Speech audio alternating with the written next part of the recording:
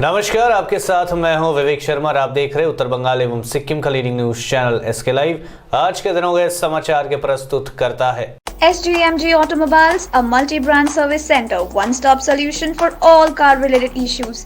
यहाँ latest technology के साथ सभी ब्रांड की गाड़ियों की सर्विसिंग होती है। टीना का घर बनाने का टोटल समाधान, बाजार भाव से हमारे यहाँ किफायती दाम। International Furniture, unbeatable price.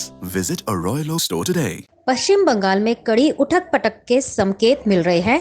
Bhajpa नेताओं पर हमले के एक दिन बाद शुक्रवार को राज्यपाल जगदीप धनखड़ मीडिया के सामने आए और मुख्यमंत्री ममता बनर्जी के तौर तरीकों पर सवाल उठाए। उन्होंने कहा कि राज्य के बेहद खराब हालत पर केंद्र सरकार को अपनी रिपोर्ट भेज चुके हैं। राज्यपाल ने कहा कि मुख्यमंत्री को यह बहस छोड़नी होगी कि कौन भीतरी और कौन बाहरी है। जो हुआ वह दुर्भाग्यपूर्ण है, यह लोकतंत्र पर कलंक है। मुख्यमंत्री ममता बनर्जी को संविधान मानना चाहिए, उन्हें माफी मांगनी चाहिए। बंगाल के दौरे पर गए भाजपा के राष्ट्रीय अध्यक्ष जेपी नड्डा के काफिले पर गुरुवार को तृणमूल समर्थकों ने पथराव कर दिया था। इसी के बाद राज्यपाल ने मुख्यमंत्री पर निशाना साधा है। भाजपा के राष्ट्रीय अध्यक्ष जेपी नड्डा व अन्य नेताओं पर गुरुवार को पश्चिम बंगाल में हमले से लेकर शुक्रवार को राज्यपाल जगदीप धनखड़ ने गृह मंत्रालय को रिपोर्ट भेज दी। इसके तत्काल बाद मंत्रालय ने राज्य के डीजीपी व मुख्य सचिव को 14 दिसंबर को दिल्ली तलब किया है। मेट्रोपॉलिटन पुलिस की एनजेपी थाना पुलिस ने अवैध कोयला सहित एक व्यक्ति को गिरफ्तार किया है। गुप्त सूत्रों से खबर पाकर फुलवाड़ी इलाके में नाका चेकिंग के दौरान एक ट्रक को अवैध कोयला समेत जब्त किया गया। घटना में ट्रक चालक जहांगीर को गिरफ्तार कर लिया गया है। पुलिस सूत्रों से पता चला है कि कुल 37 टन कोयला उस ट्रक में लदा था, जिसका बाजार मूल्य लगभग 17 लाख रुपए है। पुलिस ने बताया कि इस कोयले को असम से बिहार ले जाया जा रहा था।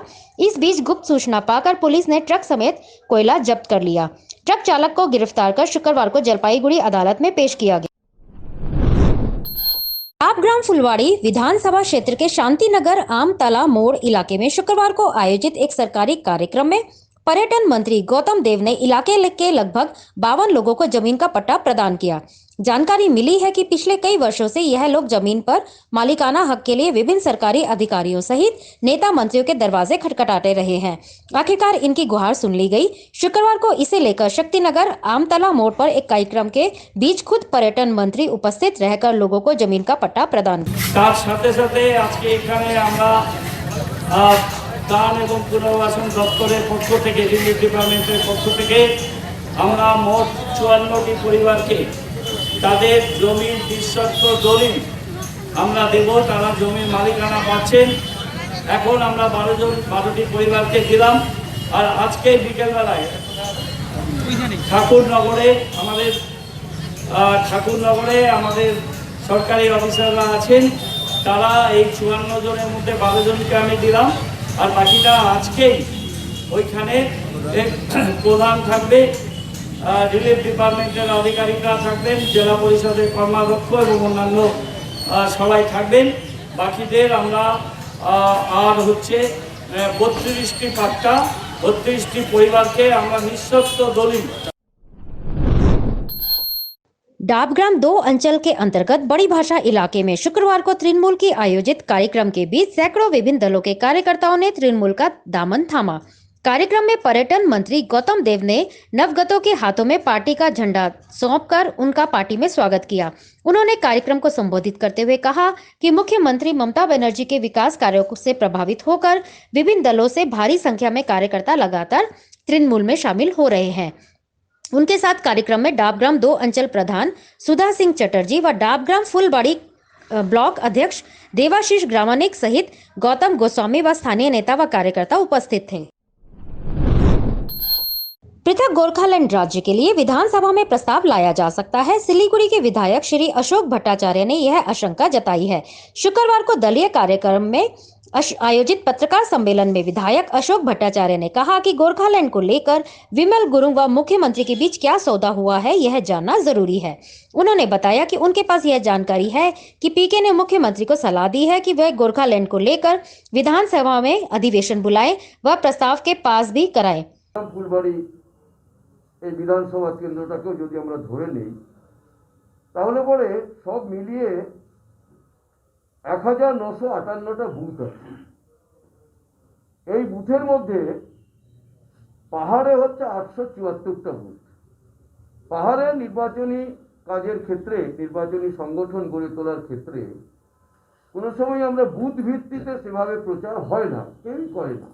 এটা এলাকা ধরে ধরে ধরে ধরে প্রচার এটা করে। কিন্তু আমাদের সমতলে আমাদের যে 1084টা বুথ, ডাবগ্রাম, শিলিগুড়ি, মাটিগাড়া, নকশালবাড়ি, ফাঁসিদাওয়া এবং ডাবগ্রাম ফুলবাড়ি মিলে, সেক্ষেত্রে আমরা প্রায় 1000টা বুথে আমাদের বুথ কমিটি তৈরি করে বুথ ভিত্তিক কাজ শুরু হয়ে গেছে। অল্প সামান্য করে 100-র কাছাকাছি কিছু বুথে একটু বাকি আছে, নানান কারণে সেটা আমরা করে ফেলব। এবং আমাদের এখন যে প্রচার, সেই প্রচারও আমাদের এলাকা ধরে ধরে, দেখবেন যে কেন্দ্রীয় কর্মসূচিগুলো যেমন হচ্ছে, তেমনি আমাদের এলাকা ধরে ধরে প্রচার এটা আমাদের হচ্ছে। বিভিন্ন আমাদের যুব সংগঠন, ছাত্র সংগঠন, মহিলা সংগঠন, এগুলোর সাথে সাথে আমাদের ট্রেড ইউনিয়ন, চা বাগান শ্রমিক সংগঠন এবং কৃষক সংগঠন। দেখেছেন গ্রামাঞ্চলেও আমাদের এই সময়কালে অনেক বড় বড় আন্দোলন, সে খড়িবাড়ি, ফাঁসিদাওয়া, এই নকশালবাড়ি, মাটিগাড়া, সব জায়গাতে আমাদের হচ্ছে। এবং আমরা মনে করছি যে এবারকার যে নির্বাচনের ক্ষেত্রে আমরা একথা ঠিকই যে মানুষ এখন ভোট দেওয়ার ক্ষেত্রে বিচার বিবেচনা করে কোন ভোটটা কিভাবে দিলে পরে সে তার ভোটটা কার্যকরী হবে, এরকম একটা আশা করে ভোট দেয়। যে কারণে দেখবেন আমাদের শিলিগুড়িতেও লোকসভাতে এক ধরনের, যে মানুষ লোকসভাতে এক ধরনের ভোট দেয়, বিধানসভাতে এক ধরনের, কর্পোরেশনে এক ধরনের। সেদিক থেকে আমরা আমাদের যে প্রাথমিক পর্যবেক্ষণ, আমরা যেটা মনে করছি যে গত নির্বাচনের মতোই এবার আমাদের আসনগুলোতে আমাদের জয়ের সম্ভাবনা, এমনকি একটা রাজনীতির অধঃপতন চলছে। এটা আমাদের বাংলার রাজনীতি পরম্পরা এটা না, কিন্তু রাজনীতির অধঃপতন চলছে। এর বিরুদ্ধে আমি সাধারণ মানুষকে আমি বলবো, আপনারা প্রতিবাদে সোচ্চার হন। তৃতীয় আমার কথাটা হচ্ছে দার্জিলিং। জীবেশ বলেছে এটা। আমার কাছে কথাটা হচ্ছে যে সরাসরি আমি মুখ্যমন্ত্রীকে অভিযুক্ত করছি, সরাসরি। কেউ যদি আমার বিরুদ্ধে মামলা করে করুন, আমি দাবি করছি মুখ্যমন্ত্রী পরিষ্কার করে বলুন কি রফা হয়েছে বিমল গুরুংয়ের সাথে। বিমল গুরুংয়ের বিরুদ্ধে যে মামলাগুলি ছিল, সে মামলাগুলি আছে কি নেই, ফাইনাল চার্জশিট দেওয়া হয়েছে কিনা এবং তাকে নিরপরাধ বলা হয়েছে কিনা, তার নাম আছে কি নেই চার্জশিটগুলিতে। অমিতাভ মালিক খুনের ঘটনার সঙ্গে বিমল গুরুংয়ের নাম আছে কি নেই, আমাদের প্রশ্নটা হচ্ছে জবাব দিন। এই জবাব না দিয়ে, এই সমস্যার নিরসন না করে, তাকে নিরপরাধী বলে ডিক্লেয়ার না করে, যেভাবে তাকে সামনে আনা হচ্ছে এবং যেভাবে তাকে মহান বানানো হচ্ছে। আমাকে একজন তৃণমূলের নেতা বলছিলেন, বিমল গুরুং তো দার্জিলিংয়ের গান্ধী, মানে এরকমভাবে বলা হয়েছে। বেশ, দার্জিলিংয়ের গান্ধী তিনি, সেই জন্য তাকে এটা পরিষ্কার করতে হবে। আমি একটা খবর পেলাম, যদি এটা যদি সত্যি হয়ে থাকে, সেটা হচ্ছে যে আরেকটা হচ্ছে যেটা আমি বলছিলাম, সেটা হলো দার্জিলিং নিয়ে বিজেপিকে আমরা দেখেছি 2009, 2014, 2019 তিনবার লোকসভা নির্বাচনে বিজেপি গোর্খাল্যান্ড পৃথক রাজ্যের কথা বলে ভোট করে তারা বিজয়ী হয়েছিল। আজকে তৃণমূল কংগ্রেস কিন্তু বিজেপির পথ অনুসরণ করছে। আমি পরিষ্কার বলছি, আজকে তৃণমূল কংগ্রেস বিজেপির পথ অনুসরণ করে পরিষ্কার বলেছে 2024 সালের মধ্যে গোর্খাল্যান্ড পৃথক রাজ্য পাইয়ে দেওয়ার ক্ষেত্রে মুখ্যমন্ত্রী মমতা ব্যানার্জি বিমল গুরুংকে সম্পূর্ণ সমর্থন দেবেন, কথা দিয়েছেন। এটা কে বলেছেন? বিমল গুরুং বলেছেন, সব কাগজে দিয়েছে। সত্য কিনা বলুন। এই প্রসঙ্গে আমার কাছে একটা খবর এসেছে, এই খবরটা যদি সত্য হয়ে থাকে তাহলে এটা ভয়ঙ্কর। শুনেছি নাকি পিকে, তিনি নাকি মুখ্যমন্ত্রীকে পরামর্শ দিয়েছেন একটা বিধানসভার অধিবেশন ডাকতে। পৃথক রাজ্য গোর্খাল্যান্ড নিয়ে, যেখানে বিধানসভাতে এই পৃথক রাজ্য গোর্খাল্যান্ডের পক্ষে একটা প্রস্তাব গ্রহণ করা যায়।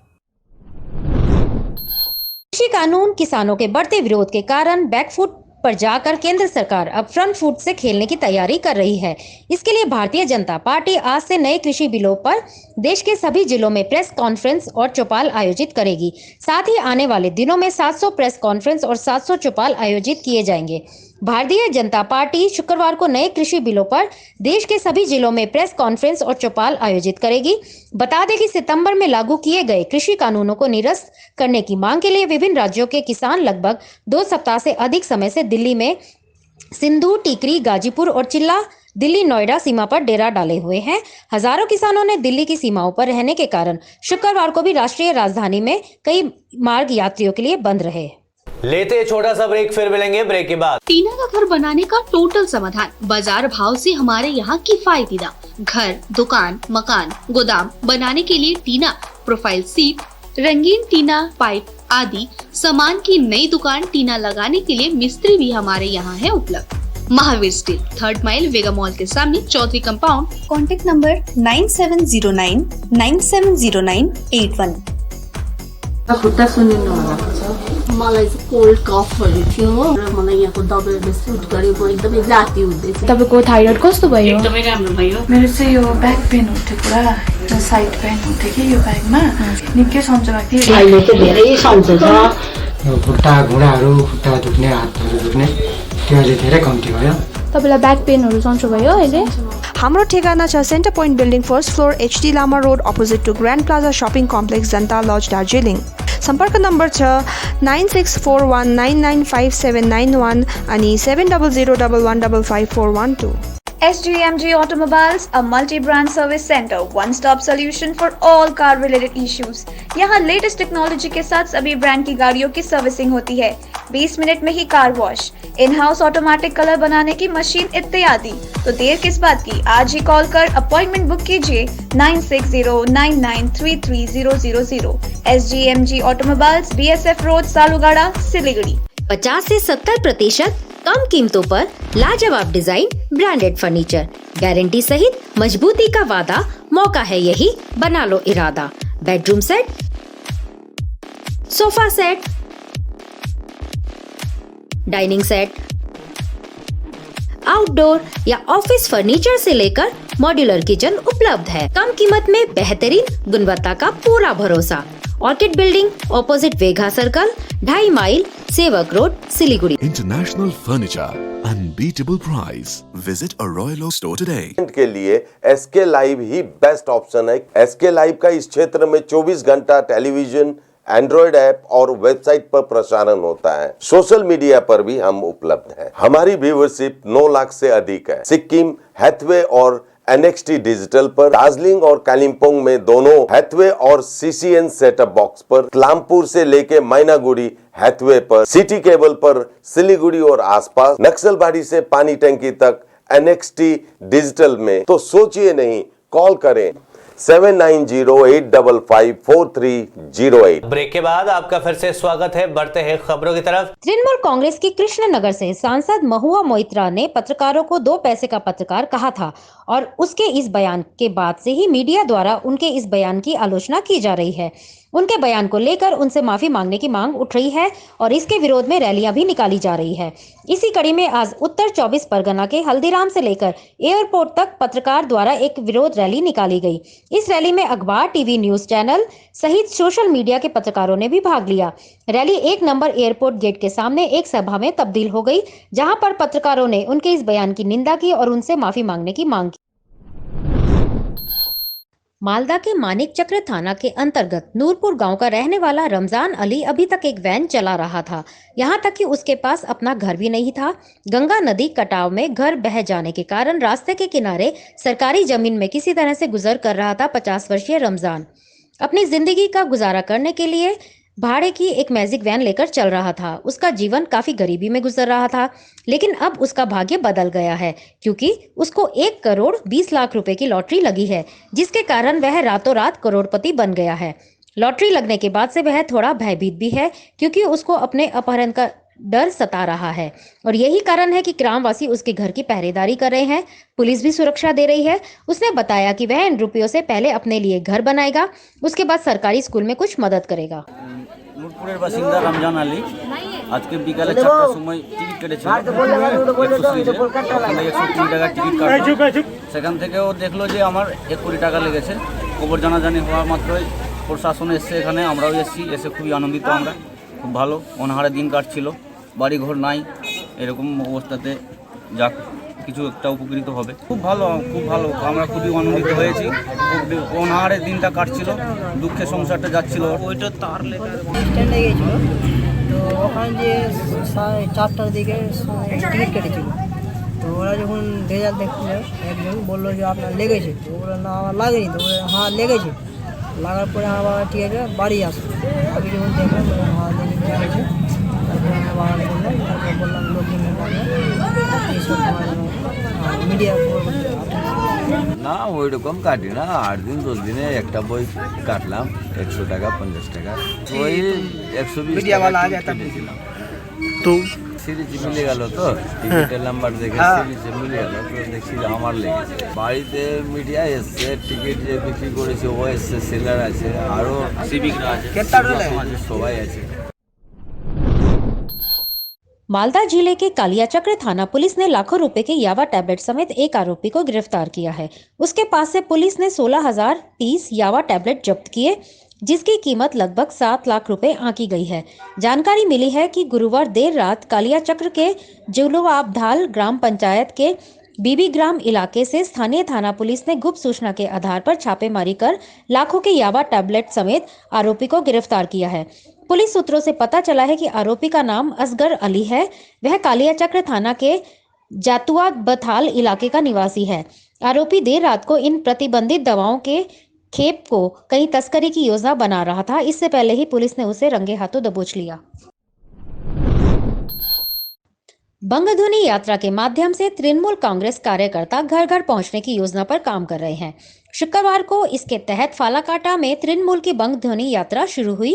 जानकारी मिली है कि इस यात्रा के माध्यम से हर गांव हर घर में तृणमूल के 10 वर्षों के विकास कार्यों का लेखा जोखा प्रस्तुत किया जाएगा। शुक्रवार को फालाकाटा में रंगारंग बंगध्वनि यात्रा के बाद ट्रैफिक मोड़ इलाके में एक पथ सभा आयोजित हुई।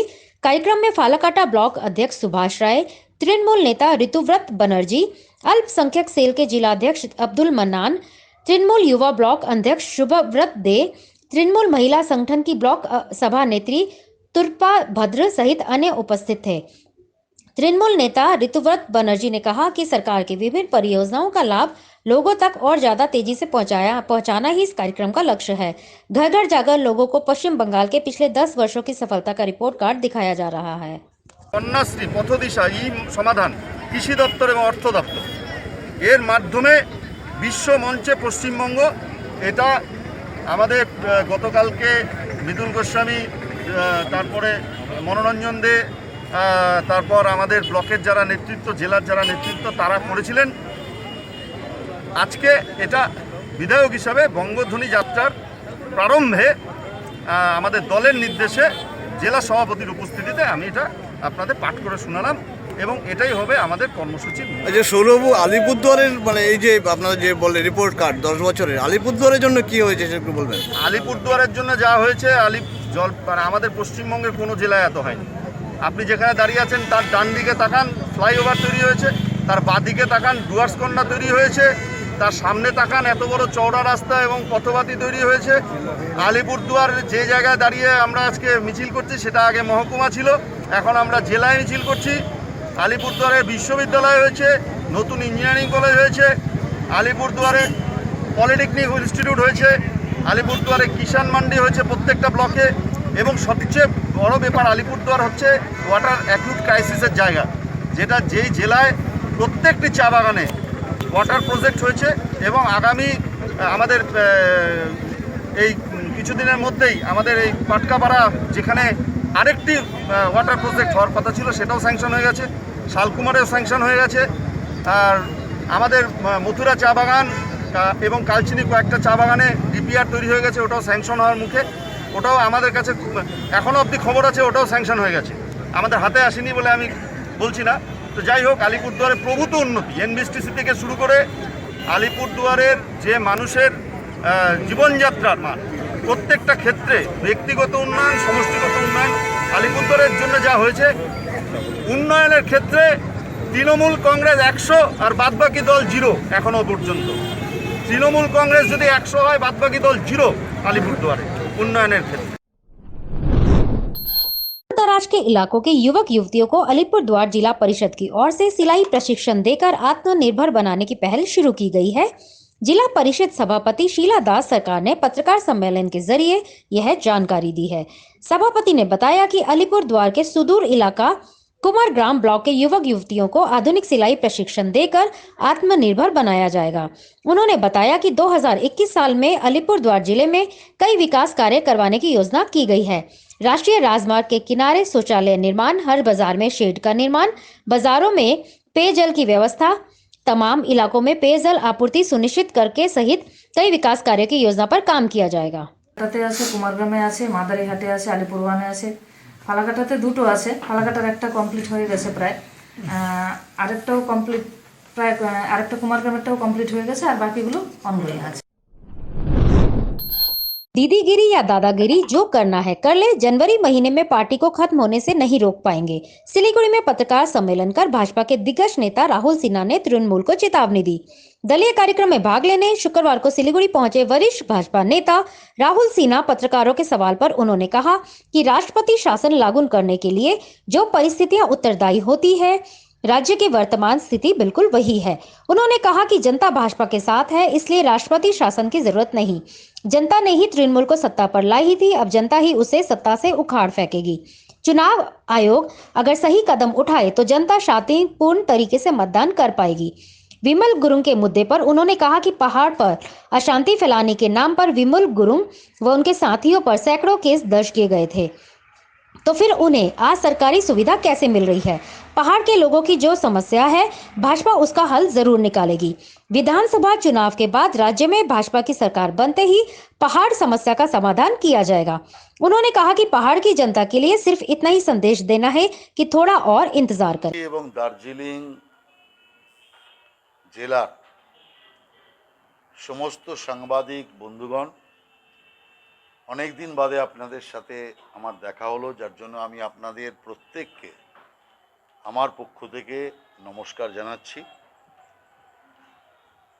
আজকে মূলত আমার এখানে আসার যে কার্যক্রম আছে সেটা আমি আপনাদের প্রথমে একটু বলি, তারপরে অন্য বিষয়ে বলব। আমি এখান থেকে সোজা যাব উলেন রায়ের বাড়িতে।